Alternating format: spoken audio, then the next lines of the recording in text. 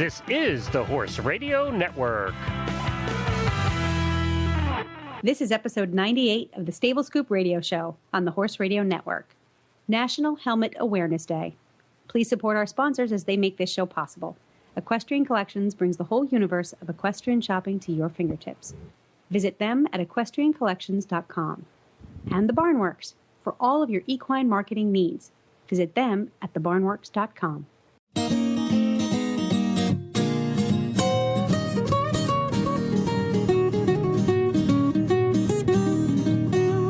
Welcome to the Stable Scoop, with weekly shows delivered right to you.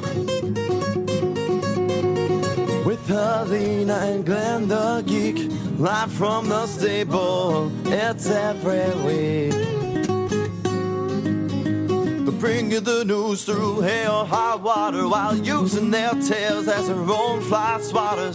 So sit on down and laugh till you poop, cause it's time again for Stable Scoop. Stable Scoop. The Stable Scoop. Stable Scoop. This is Glenn the Geek. And this is Helena B. And you're listening to the Stable Scoop Radio Show on the Horse Radio Network. It's Stable Scoop time. Yay!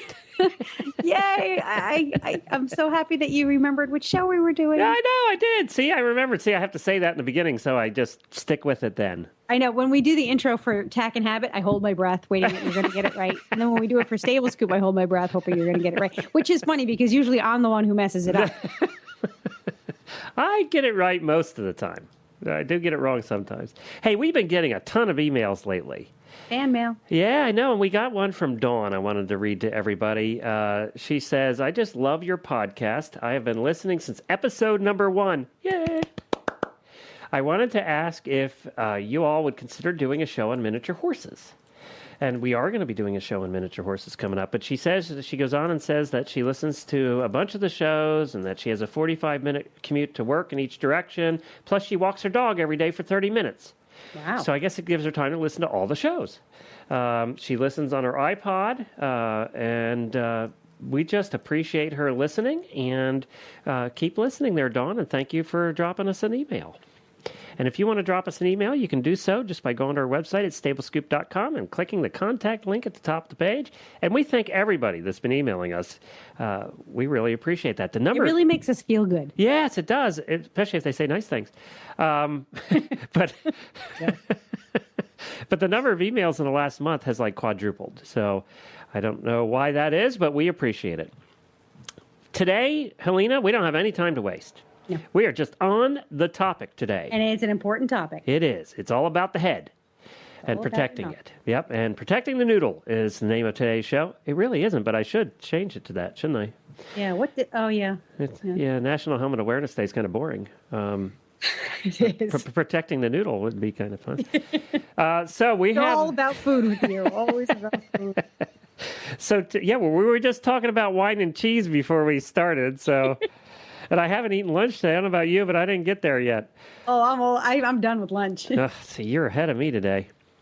All right, so National Helmet Awareness Day is coming up on July the 10th, and that was started by a good friend of ours who's been on many of the shows and works for one of our major sponsors for the Horse Radio Network, and that's Succeed.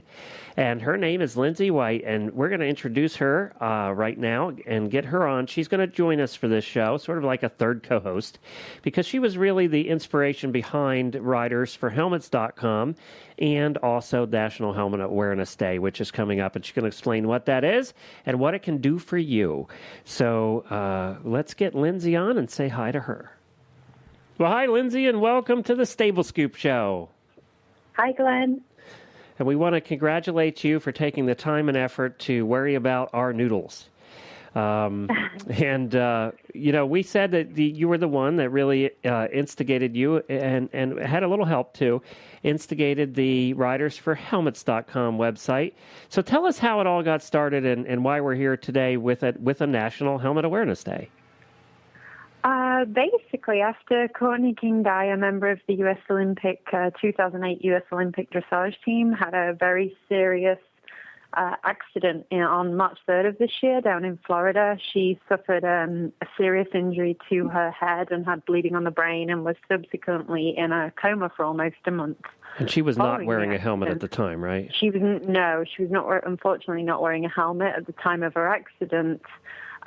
We went on to set up an eBay store, which you can Google Courtney King eBay, and to raise money for her medical funds.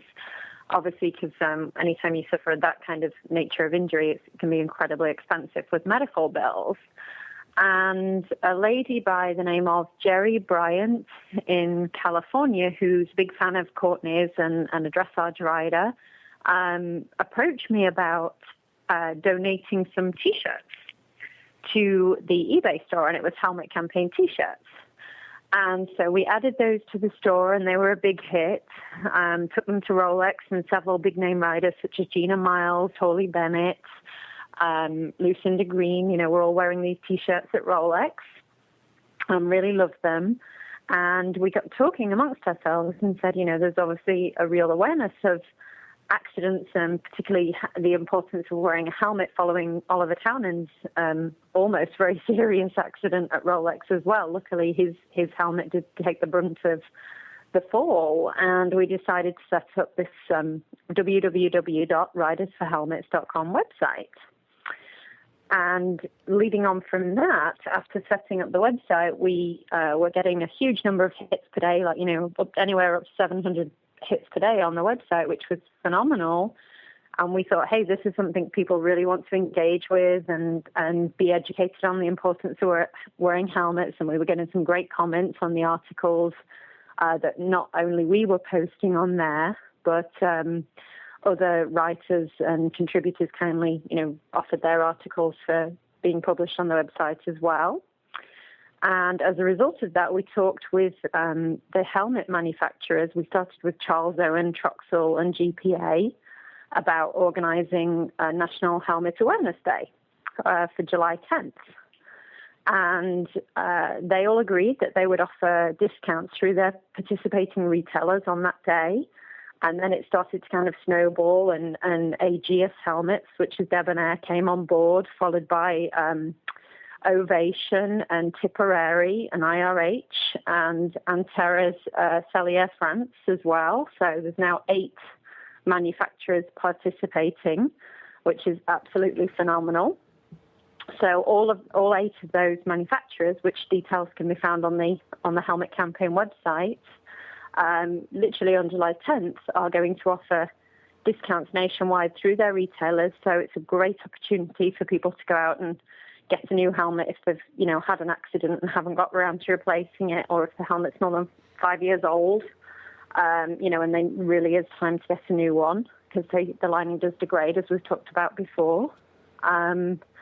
So really, yeah, that's how the whole thing kind of came about. And also on July 10th, we will be celebrating the event by being out at the Kentucky Horse Park, and we've got a number of people that are flying in to celebrate that day with us, and we hope it will become a national event on the calendar. And I'll be there with my helmet on. You have to get a helmet. I do have a helmet. Yeah. How old is it? No, I just got it. Jennifer got me one for Christmas. Oh, well. So I just got one. Yeah. Your wife got you a helmet for Christmas. Hint, hint. I know. So, yeah, no, I was in the official helmet National Helmet Awareness Day picture, wasn't I, Lindsay? You were indeed. Wearing my very spiffy helmet. So now, so this is coming up on July the 10th, and basically what people can do is take a look at their helmets. If they're more than 5 years old, they should be throwing the thing in the trash and getting a new one. And or if you just don't have one, or if you have landed on yours and used it for what it was made for, you shouldn't be wearing it anyway. You should be getting a new one. So that on July the 10th, they can basically buy at a discount. And as I understand it, there's discounts up to 20% on the various helmets. Yeah, it does vary, to be honest, depending on the manufacturer and retailer. Okay. So I don't know. We can say that that's across the board, but yeah, it will be a nice discount. Through all of the participating retailers, which as of this morning, I think we now have probably over 100 participating retailers. That's terrific. I'm actually trying to get the website caught up with with everyone that's emailing me about participating, but that's really phenomenal. And we've actually got 2 retailers in Canada participating and a retailer in Spain now participating as well. And That's he has great. 4 stores in Spain, and he's actually participating on the same day. Well, I'll tell you what, Helena, this girl, Lindsay, has been working her butt off. I think this thing sort of snowballed a little bit. And I know that how hard she has been working because I get emails from her at 2 a.m. So she's been working hard on this project, and it's for a good cause, Lindsay. You're doing a good job. Yeah, it's Well, worth thank it. you. I know sometimes Thank you might you, think to Jack. yourself, how all this hard work, are people really listening? And they are. I think they are. Yeah. Well, thank you to Jerry as well, because if she hadn't donated the T-shirts in the first place, this and certainly as a result of Courtney's accident, that those 2 things kind of triggered the whole Helmet Awareness Day and the Riders for Helmets campaign to happen in the first place. And Nancy Jafer, who's a journalist in New Jersey. writer, actually. Yeah, she actually wrote an amazing article that was published last week that we're seeking permission to republish on the website. About how Courtney's accident had, stimulated an awareness of wearing a helmet. And there's actually quotes from Courtney and Lyndon Gray in the article. And she very kindly mentioned the campaign and that kind of thing. So that was phenomenal. And the amount of support we've received, just people emailing us and saying they never wore a helmet. And because they've read articles on our website, they've now gone out and bought their first helmet of their life. That's just amazing. Yeah, that has to make you feel good because that's what it's all about. Yeah. That's what it's all. And there's so many, this is something Helene and I talk about because we also do the Tack and Habit radio show. And we had that wonderful Troxel helmet on there. The Rowdy, which looks like it's a Western leather helmet, which is so cool. But, we I think this is like your 3rd show that you've mentioned that. Yeah, I just want to keep plugging that one. I think you've got shares in Troxel because that's like the 3rd time you've mentioned this in 3 different radios. Hi to my friends over there at Troxel. It's the only thing you love more than food. I tell you what, I love this helmet, and it is a cool helmet. But what the point I was trying to make is that there are so many cool helmets. It used to be years ago, you had a dorky helmet, and that's all the helmet there were. There were dorky helmets. And, 20 years ago, that's all they had is dorky helmets. But Or they now, were hot. They were all hot. They were hot. They weren't ventilated. They looked stupid. You can't say that anymore because there's so many cool helmets out there. And we're going to have Stephanie from Equestrian Collections on later in the show to talk a little bit about the different types of helmets and the price points and things like that. And I was just looking at their choice of helmets. They have like 20 different manufacturers of helmets here. They probably have 150 different helmets. So there's something for everybody. Wow. You can't almost use that excuse anymore is what I'm trying to say. Is that what I'm trying to say, Helena? Yeah, you really can't. And one of the articles that we're actually going to feature on the Riders for Helmets website prior to the event is a little, sneak peek of some of the different styles and helmets that are available. Because even I was amazed. I mean, since I grew up in England and over there, you don't get on a horse without wearing a helmet. So it is a bit of a different mentality. But even when I grew up, it was kind of the school cap or the hunt style cap, the velvet cap, and there was really not much in between. And now there's everything. You can get them in all sorts of colors and shapes and sizes. And really the appeal in terms of appearance of a helmet is not something you can say, well, they don't look very nice anymore. That's just not an excuse at all. It really isn't. How about you, Helena? What do you wear? I have my Charles Owen Hampton. It's a very lovely looking velvet helmet, but I need a cooler schooling helmet. So I'm going to go out and get myself one of those new Tipperaries. Oh, there you go. Yeah, cool. Yeah, because it's one of my complaints about helmets is I'm such a sensitive person that if it doesn't fit me just right, it distracts me from riding. But again, it goes back to the different selections now. There's so many different head shapes. Well, now there's so many different helmets to fit those head shapes, and with a visor, without a visor, with ventilation, without ventilation, chin straps of all kinds. Just go out and start trying them on. So the number of excuses that people have not to wear a helmet are dwindling quickly. Well, if I keep mentioning Troxel, you might get one. I had a Troxel, but but my head is kind of pointy. I'm waiting for someone to give me one. I think they've all forgotten about me. Poor Lindsay. Oh, maybe someone will after I've said this now. I want to get our next guest on here. Can you tell us a little bit about Kemi O'Donnell and the story?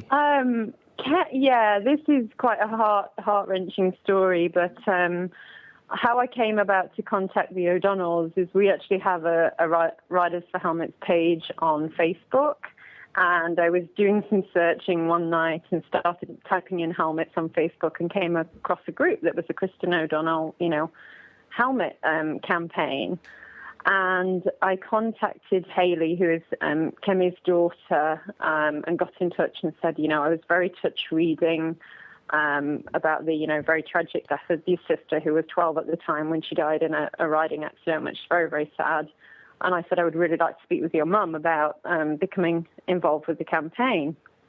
And to get a long story short, I ended up talking with her and had this wonderful conversation for like an hour and a half on the phone one evening, and she told me all about what she tried to do in terms of legislation to make sure that helmet manufacturers met certain standards when they produced and manufactured helmets. So if you're going to wear one on your head, it's got to be something that's actually going to help if you do have an accident.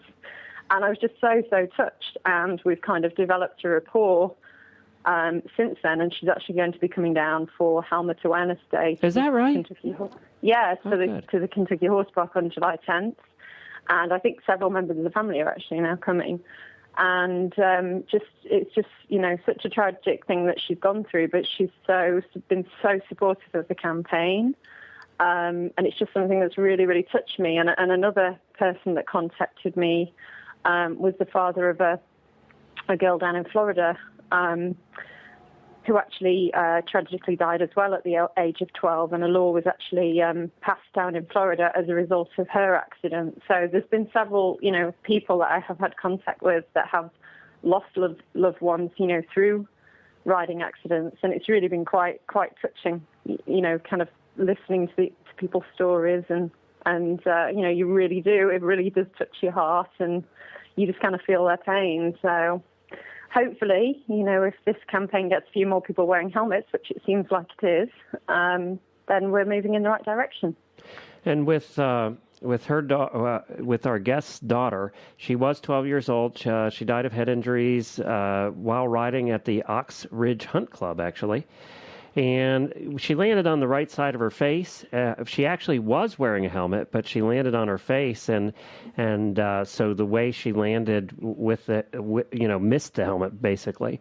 And she was the oldest of four sisters, and she died of her head injuries the next day.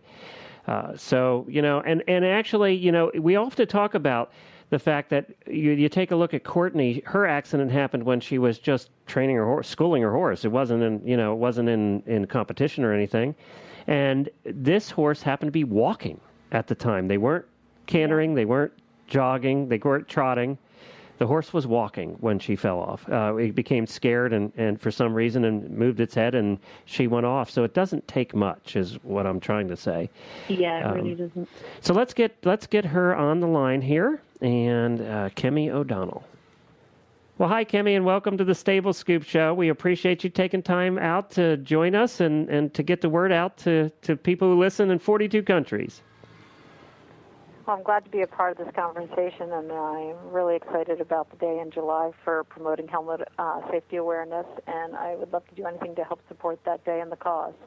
Now, I'm sure, was before the tragic accident, were you conscientious about helmets, or was it something you just, and your daughter was wearing a helmet, we should clarify that too. Did you ever think about it, or was it one of those things that was just a passing thought for you?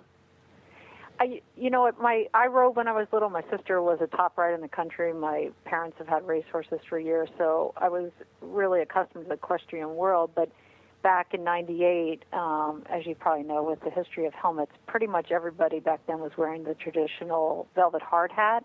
Right. So it's never been a helmet, even though it looks like a helmet. So I had no understanding that when she was wearing the velvet hard hat, not helmet, that she had to wear when she rode at the barn. At every lesson, you were required, your chin strap had to be, on and everything. That basically she was wearing a piece of apparel that was serving no purpose. So until she died, I had no understanding about helmet safety with the equestrian world. I just assumed because it looked like a helmet that it was a helmet, and because all kids were required in the barn to wear it, that it would serve a purpose of protecting her head. So until she died, I did not know anything about safety helmets. And the article I read said that at the time, she was just walking at the time of the accident? In other words, was at a walk in a lesson, and the horse spooked. My mom and dad were actually there. I just left to go pick up her sisters and said I'd be back in about 20 minutes. And the horse spooked, and she was casually listening to her trainer about what she was to do next. And she was thrown forward and grabbed his neck and sort of slid off and landed on the side of her head in sand. So it wasn't even like a traumatic fall. But the fact that a hard hat is a hat, it is not a helmet and serves no safety, protection, or mechanism is in that.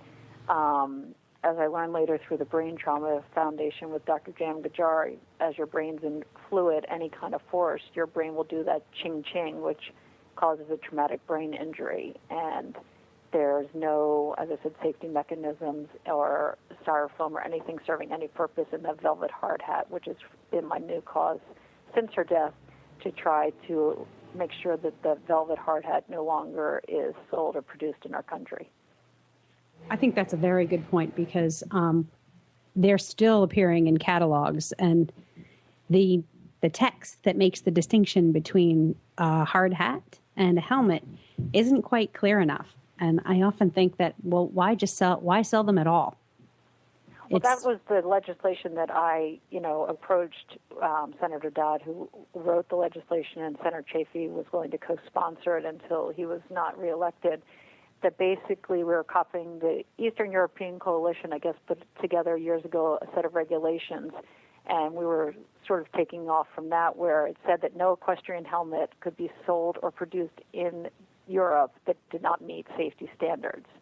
And that has been my goal since Kristen's death, was to protect consumers such as myself who would walk into a riding store, like you're saying, it looks like a helmet. A lot of people don't understand it's not a helmet, and they sell it, and it's a lot less expensive than a safety helmet. And there's no need for it to be sold or produced in our country, I believe, because it's false marketing, I've always felt, because I really believed she wore that hard hat because it was protecting her head. That's a good point. Yeah, it is false marketing. They certainly weren't wearing those hard hats for looks. I mean, so you would assume that because right. I mean, I say that like in a show, I know, it's all about what you look like, but I was saying, even when they passed the chin strap law for the velvet hard hat, why would you even need, none of it was doing anything. Any good, yeah. That was basically false marketing to consumers. And I said there's still parents out there, just like myself, if your daughter or son, riding's expensive, you go into a store, the safety helmets are over $200. The velvet hard hat, I think, was like $89 back then. You say, oh, I don't know if you're going to like riding, the lessons are expensive, let's get this now, not knowing, and unless the salesperson is educated and actually tells you this is not a helmet, which they never told me, you're more likely to purchase that at that time or get a hand-me-down or pick them up at tag sales. And, unless you're in the right environment, I know in the show world it's come so far in the safety helmet, and, the ones out there are so much better looking than when she died, and no one would wear one back then. You're still putting consumers at risk. And, to me it makes no sense. You can't buy a car seat, you can't buy a bike helmet that looks like a helmet that's not a helmet. And I don't know why we can't produce, make sure that is taken off the market. There's no need in my mind for it to be ever sold or produced ever again because it's false marketing. And that's one thing about your bill, which I don't know if is it dead or alive? Is it back alive again? It's been, it was introduced 4 times and it's been turned down. And okay. As all along, I have no idea, and even Senator Dodd's office, we've been spending a long time trying to figure out why. I understand some people don't want to wear a helmet. I've never been an advocate of making somebody do something. And this bill didn't ask for that. No, all it does say is exactly what I'm trying to say, is that no equestrian helmet can be produced or sold in America that does not meet the ASTM SEI standards. So once again, you don't go in and buy something that looks like a helmet. Right. It's a hat. Right. And I don't know. I cannot figure out to this day why. So it's still there. I can't. Senator Chafee, I've tried many Republican senators to try, and so has his office reached out to try to get a Republican co-sponsor that we still can't find at this I don't get point. that eiteither, to be honest with you, either. Kimmy, because there's not that many manufacturers of these helmets, so it's not like they have a huge lobby. I mean, it's like I don't quite understand that one either. I don't either, and I don't think it has to do necessarily, as I said, with the only company, at least at the time that her legislation was written, that would actually have been put out of business because they only made the velvet hard hat. It was, my understanding was a company out of England. So no American-based company did not make safety helmets as well as the velvet hard hat. Right. So it wasn't really going to affect the manufacturers in our country. I tend to believe that somehow people believe that I had an ulterior motive. As I said, I'm a grieving mom who never wants another mom to have to go through the loss that I went through. And if I can prevent it by making sure that velvet hard hat is taken off the market, I would do anything to make that happen. And I'm not going to make Westerners or cowboys wear hard. It's nothing about that. And I think somehow it's misunderstood that if this passes, other laws will take place and people will lose freedoms that they don't want to have or taken away from them. That's my only understanding so far. And I think we're fighting a little bit of an uphill battle when you see states like Kentucky where motorcyclists who go 80 miles an hour on the highway don't even have to wear helmets. And Rhode Island, too, and Connecticut. Yeah, I mean... Right, but at least if you're not wearing it, you're not wearing it. This is true.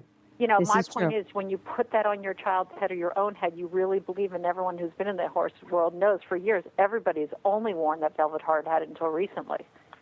There's a difference between being misinformed and making a choice not to protect yourself.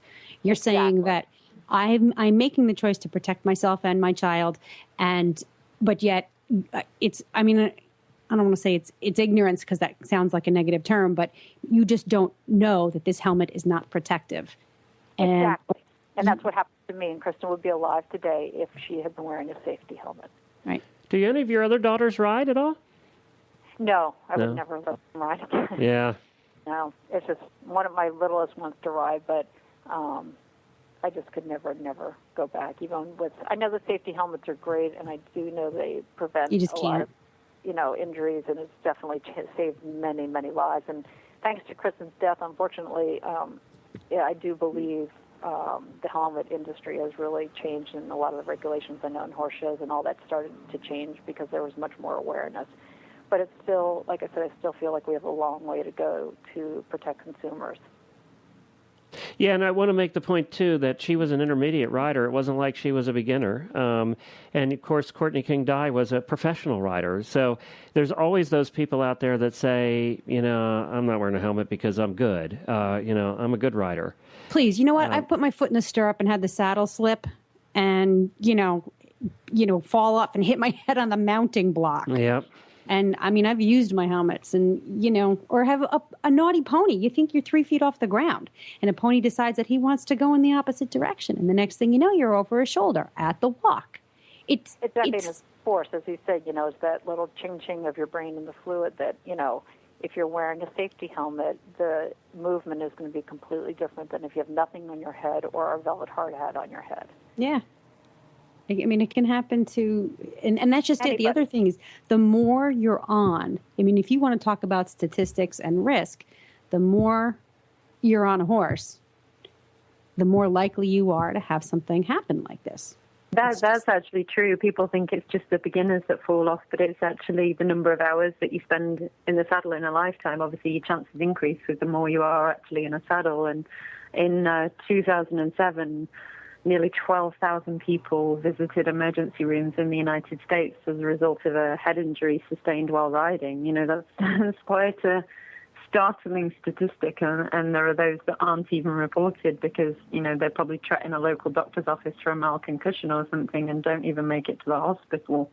So that number could well be higher. So, you can kind of understand from listening with Kemi how it really does pull at your heartstrings, and that's why I kind of reached out and connected with her, because I just so wanted to highlight her what she's trying to do with raising awareness and legislation and everything else as well, as link her in with the Riders for Helmets campaign. And the manufacture of these hard hats is, I feel like it takes a parent's power away to protect their children, because you are, again, it goes back to you're out there making a choice to put this helmet on your head or on your child's head. And the freedom to make that choice is removed when you're, I don't want to say forced, but when you have this helmet in front of you, like you said, you buy it, you think you're making the right decision when in fact you're not.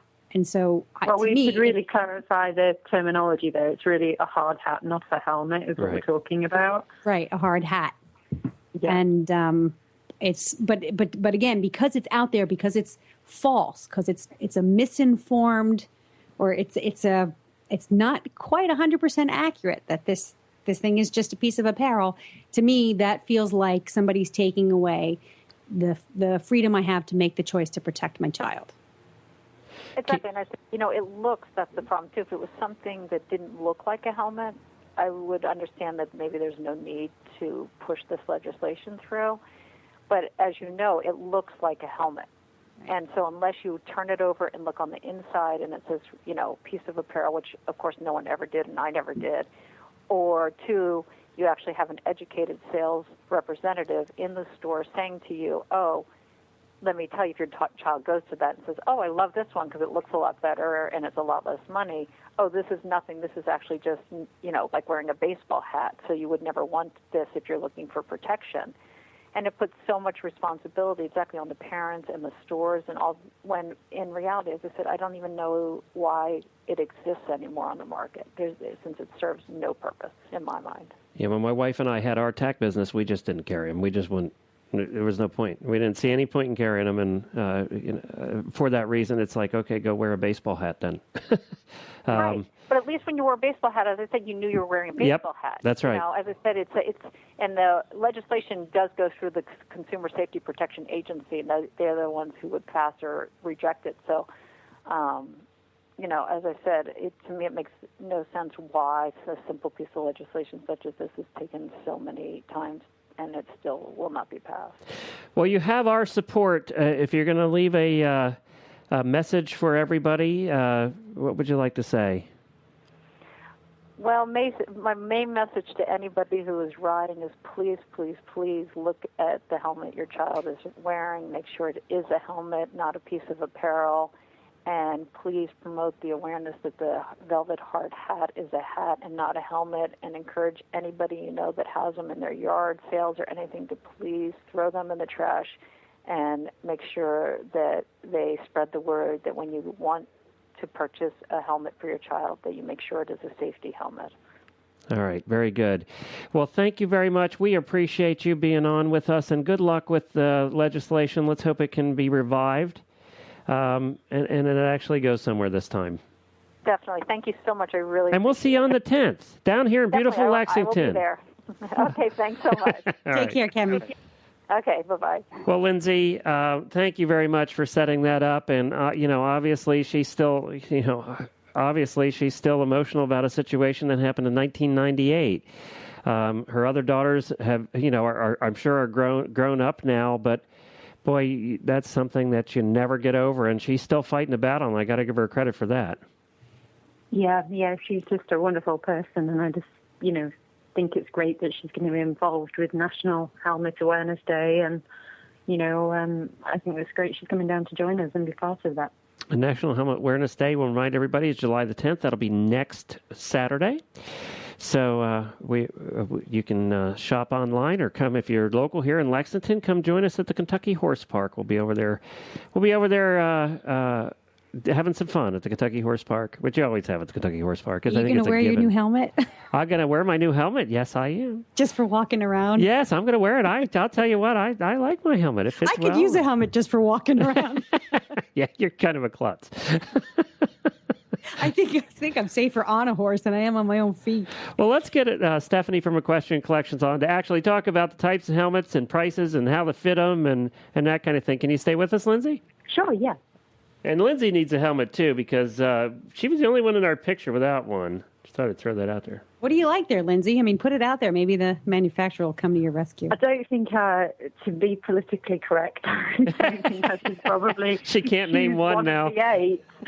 So that wouldn't, as a co-founder of the campaign, that wouldn't exactly be correct. So if they'd all like to send me one, I'd be happy to wear them all in photographs. There you go. There's a political answer for you. See, I don't have those constraints. I can say what I like. We do want to say, though, I do want to disclose that Charles Owens is an advertiser on the Horse Radio Network on the Jumping Radio Show, and we appreciate their support. I love my Charles Owen helmet. Yeah. They are very nice helmets. They have some cool-looking helmets now. Charles Owens does. And they keep coming out with new ones, too. They're an aggressive company that way. Well, hi, Stephanie, and welcome to the Stable Scoop Show. We appreciate you joining all of us today. Well, hello. How are you? Good. I want to mention that, of course, Equestrian Collections, for people who listen to the show regularly, is our main sponsor here on the Stable Scoop Show. We certainly appreciate that. You guys have been with us almost since day one now. And we love dealing with Chris and everybody over there at Equestrian Collections. And that's why I thought I would have you on to talk about the different types of helmets. Now, when I went to your website, that's at equestriancollections.com, I'm just combining your commercial right here with this segment. When we go to your website and look up helmets, you guys must carry 150 different helmets. Oh, there is a helmet that'll fit any body for any price point, and in truth, will suit the need for any equestrian activity. Now, tell us about the different types of helmets. There's schooling helmets. That's sort of at the bottom rung there, right? It is. Price point-wise, generally a helmet that you use every day. You want it to be light and not heavy on your head. And ventilated. Air-conditioned. Yep. Yes. Air-conditioned is a good word. Especially in the heat that we've been having lately. Just because it's a schooling helmet doesn't mean that it is any less protective than any other type of helmet. The price points tend to be a little lower. You can get an ASTM certified helmet for about $30. Wow. And then they go up. Most of the schooling helmets, as I understand it, run between $30 and $100. That's about right. Yeah, that's about right. So there truly is something for everybody in that market. And of course, these are the ones that are ventilated, and some of them are really cool looking. Yeah, then you can color coordinate it. You can have a purple helmet for your purple saddle pad, and you can have a blue helmet for your blue saddle pad. You need a collection of helmets to match your shoes, Helena. Let's consider that a plea to the manufacturers out there.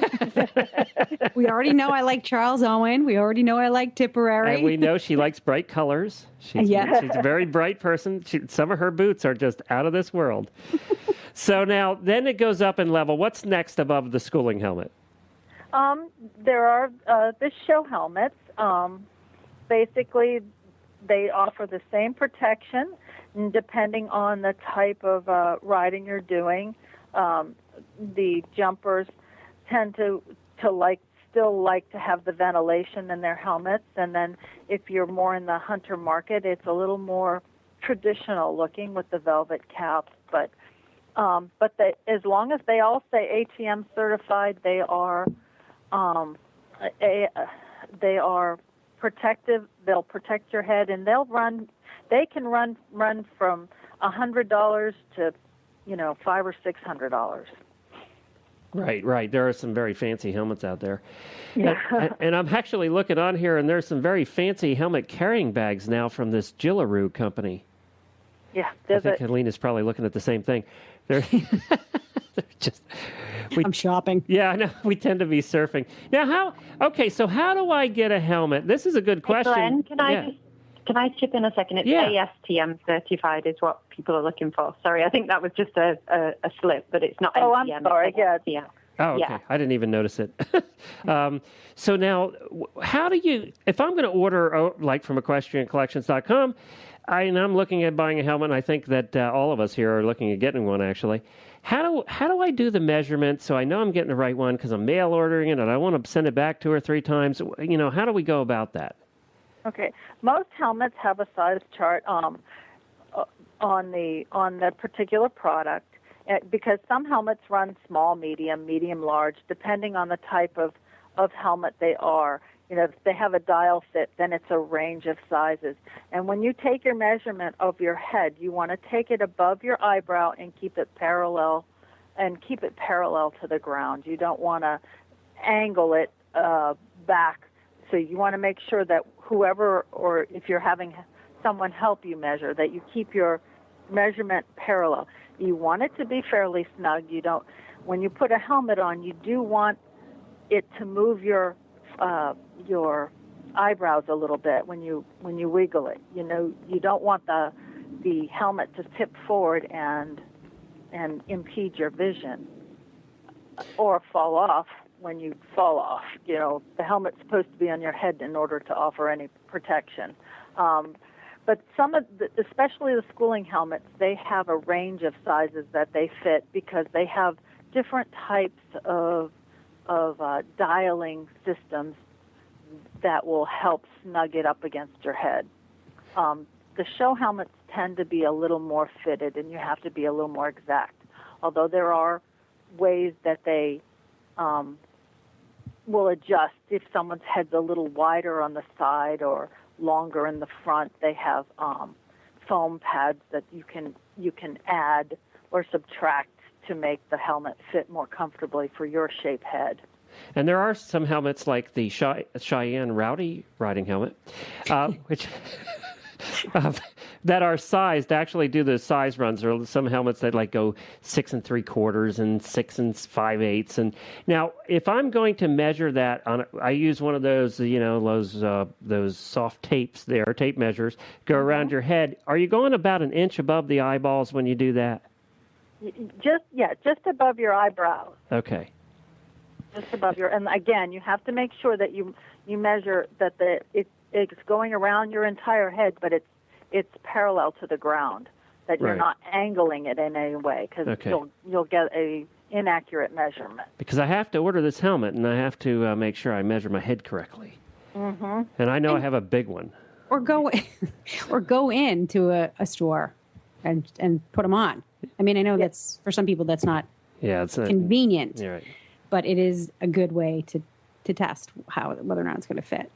And most of the different manufacturers will fit a different shape head.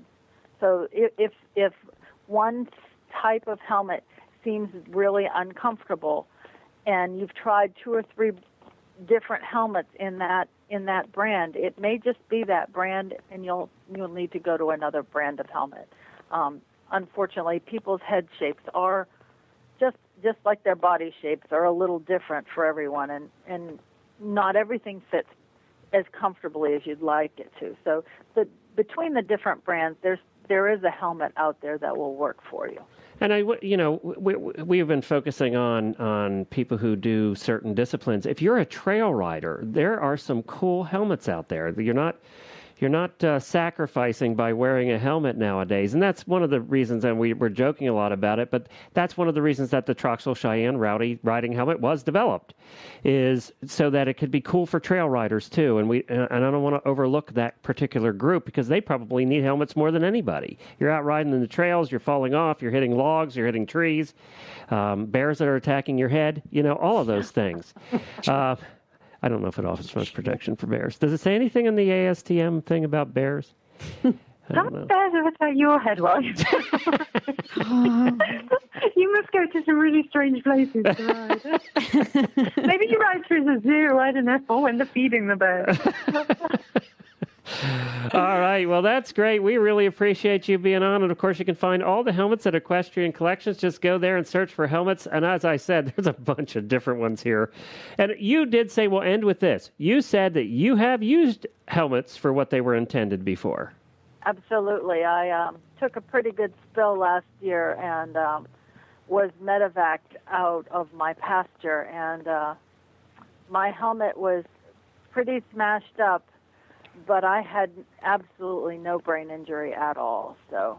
All right. Well, you're going to have to give a plug for the manufacturer if that was the case. It was a Troxel helmet, and I sent it back to Troxel, and they, through their plan, I did get a replacement helmet at cost, and they indicated that they hadn't seen one that looked quite as bad as my helmet, but wow. But I actually, gave my address to the people that were on the ground helping me when I fell. I knew where the keys to the gates were, and wow. So I was able to function pretty normally for having fallen off like I did. So. Well, I'm glad that that all worked out too, and you're back to work and doing your thing over there.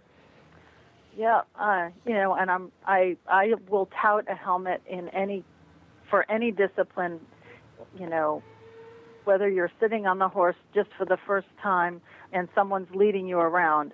I honestly think that they are animals and they will react unpredictably, whether you think they're wonderfully broke or not.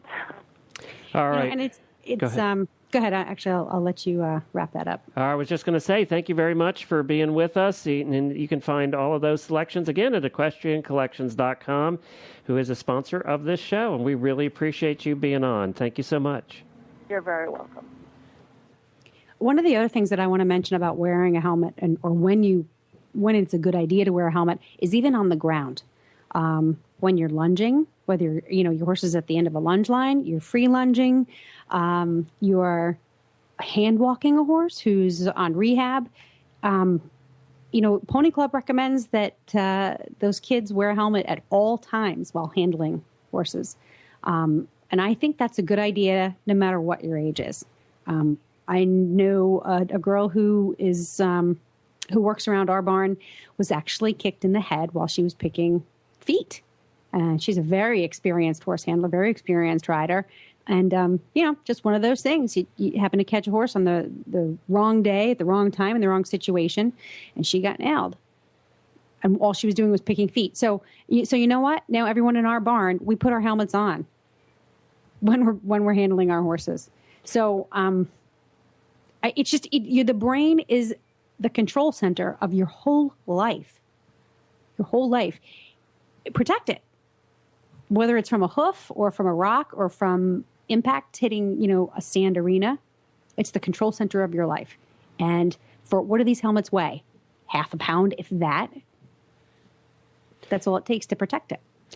Jan Binney, the eventer, had a fall earlier in the year and was really banged up. And she, for the first time, came on the eventing radio show this week. You can hear it at eventingradio.com. And she was on there, and she had because of the fall, had a stroke. And you can hear her speech, is hindered on the show. But yet, without the helmet, she wouldn't have been on that show.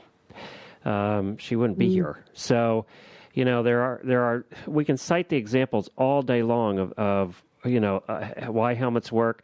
And I think that what will make the sea change is when they become cool for kids to wear. And I think that's starting to happen a little bit now because they're forced to wear them for bikes. And, a lot of kids are wearing them now when they skateboard. So I think that sea change is starting to happen. And we just have to, and thanks to... But that's for kids. Most of the people that I talk to who don't wear helmets are grown-ups. Right. But I think that for that to change, just like anything else... You think the kids need to lead the way? The kids need to make sure that as they grow up, they're leading that change. That's true. And I'm not saying adults shouldn't, but some adults are just made up their mind. They're going to do it or not do it. But those are the people whose minds I want to change now, because those are the people who are getting hurt now. and people who don't think that they need to wear a helmet. And I think that maybe Lindsay's finding a few are listening, aren't you? Yeah, I think they certainly are. I mean, based on the emails myself and Jerry have been getting, there are definitely people out there that have never worn helmets previously, always the ball cap, et cetera, and, they're emailing us. There are adults out there that are wearing helmets for the first time that didn't. There's a lot of leading dressage riders. I had an email from Jacqueline Brooks yesterday, obviously Canadian Olympic dressage team rider, about how since Courtney's accident, she's worn a helmet all the time, and she's thoroughly supportive of the campaign. Heather Blitz, Ilsa Schwartz, all of them are wearing it, not just outside the ring to school and warm up, but also in the ring in FEI level dressage competitions as well. And then there's those riders that, would school a horse or warm up for dressage wearing a ball cap that now are wearing a helmet to warm up and then just switching to the top hat to go into the ring. And either of those two situations, it's a magnificent step forward because, accidents can happen at any time, like we've talked about. It can be at a walk. It can be, your horse coughs and puts his head down and you go over its head. It can be when you're getting on and the horse moves away as you're stood on the mounting block. Lots of stories like that have come through the website. So, I think it is reaching out to people. And one thing I do want to clarify is, people are saying, well, what's going to happen with the campaign after July 10th, National Helmet Awareness Day? We're going to continue. There's going to be several other events we're going to attend and promote helmet awareness through the year. The website will continue to be updated weekly, at least several times a week with new articles. So, just keep visiting it. Don't just let this be, die a death after July 10th. We really need it to continue. All right, well, put another plug in for the manufacturers that are participating on July the 10th. We have Charles Owen, Troxel, GPA, Ovation, Tipperary, Aegeus, which is Debonair, IRH, and Thérèse Cellier, France.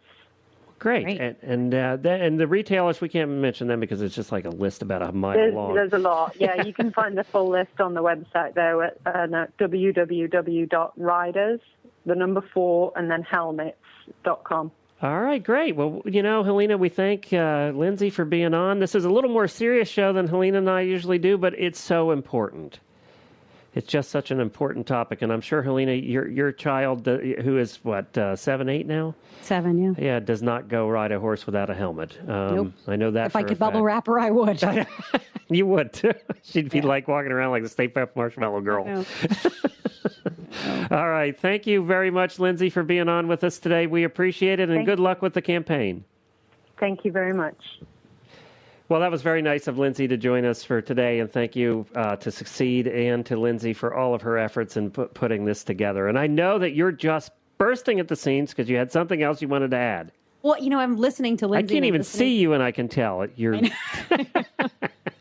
It's I know my hands are all over the place. I know. I'm not pounding on the desk. One of the things that I noticed on the Equestrian Collections website is in the section where they sell helmets, they also have 2 accessories that they sell for wheelchairs. They're wheelchair seat cushions. Really? Mm-hmm. Wow. Now, whether that's because they're trying to communicate that if you don't buy a helmet and wear one, that you might as well just be buying wheelchair accessories, or if there are enough equestrians who are injured or in wheelchairs that they feel the need that they can market these wheelchair accessories. I don't know. I don't know either. It's up there, and whatever the reason... We should ask Stephanie about that. I know. It's a solid reminder that if you are not wearing a helmet, you could end up buying wheelchair accessories. Okay. Simple as that. I mean, this girl that got smacked in the head in my small community, she's still sick. She still gets nauseous, and this is almost 6 months later. And she had a brain injury. She functions. She still goes to work. She can still ride, but she has to take medication to battle the nausea. And again, it all has to do because her brain got jostled around in her skull. Right. And for the people who, the other thing I think the other way I think that we can make helmets ubiquitous is to put the pressure on those people who don't wear them today. Because every time you see someone mounted who's not wearing a helmet, that person is actually spreading a message. They're saying, we don't believe that helmets are important, and kids see that message. Kids say, well, my trainer doesn't wear one, or the fellow leading my trail ride isn't wearing one. And I think that if you see somebody who's not wearing a helmet, you need to put the pressure on and say, get a helmet on. All the other kids are doing it. Right, what are you, chicken? Wear a helmet. Yep. Because we had a wonderful dressage clinic at my barn this past weekend, and the owner of the barn was riding, and he had no helmet on. It was a gazillion degrees. It was humid, and he was sweating. But there were 5 of us who were standing along the ringside that said, go put a helmet on. Put a helmet on. We don't care. We brought up Courtney King Dye. We brought up Darren Chacha. We brought up anybody who's ever served as an example for helmets. And sure enough, he put one on. And then day 2 of the clinic, the best part was that he went and he reached for the helmet on his own. Wow. So peer pressure can help. No matter what age you are. That's right. Are you done now? I am. Okay, good. You feel better? Yeah, but we might have to do another episode on this. I'm not making light of it, Helena. It's just you know what? I've come off. I've used my helmet. I've hit my head. I've come home with a headache. And I think, oh, thank God I had my helmet on, because I would have not been here at home nursing a headache. I would have been in the hospital nursing a concussion. And I don't think my wife would be here at all with the spills that she's taken, without having worn a helmet. So it's true. It's just it's true. It happens. It's just such a small thing. And you can say it won't happen to me. Right. You can say that all day long. But Stephanie's right. The more you're on a horse, the more likely it is it's going to happen to you. Yeah, you can ask Bruce Davidson. He's been, champion rider for 30 years and still breaks things on a regular basis. So everybody comes off. Yep. All right. Well, speaking of coming off and not, also we wanted to say that at the beginning of the show, we did not have Kathleen on from Kathleen's Wild Ride this week. No, I need to know what's going on. Well, she's still out there riding, but what happened now is she's in the Rocky Mountains right now. So we could not reach her. She probably did not have cell service, and she is going to be camping a little bit. And that's where I was thinking, guys were making fun of me about the bears. I was thinking about Kathleen because her biggest fear was getting eaten by a bear. So she'll probably be back next week, we hope. We hope we catch up with her as she makes her way through the Rocky Mountains and maybe finds a little spot with some cell service.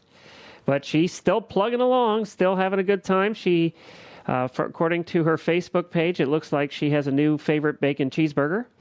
And she had to get new shoe put on her horse. Some nice farrier did it for free out there in the middle of the mountains.